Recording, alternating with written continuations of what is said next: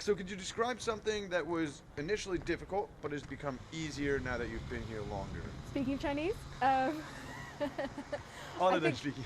um, I think it's just working out where things are and getting around. I mean, these days I find it much easier to get from one place to another. Um, but none of it was too difficult to begin with, actually. Having done a year abroad before, the support here we've had is really good. It's I think it's one of your other questions as well, like what scared you at first, haggling, because I wasn't sure like how much lower you should go or like if anybody's going to take you seriously, but it's actually really fun and it's really easy. Like people just expect you to do it.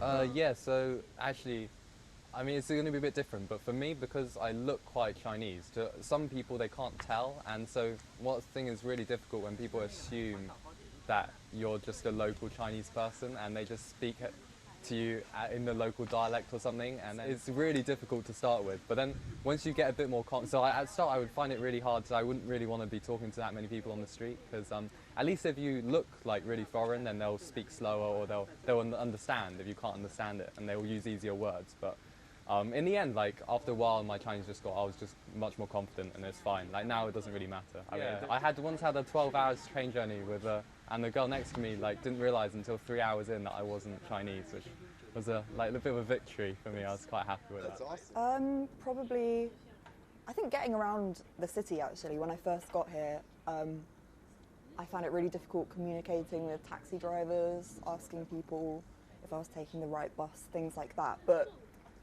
probably as soon as I got some basic Chinese, it was much easier to ask people for directions. I could understand the metro.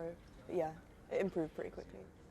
Yeah, so one of the things that I found the hardest and that I was the most worried about was how to introduce myself and just the day-to-day etiquette, not being too sure whether a handshake would be seen as a bit too intense, whether or not hugs would be a bit too intense.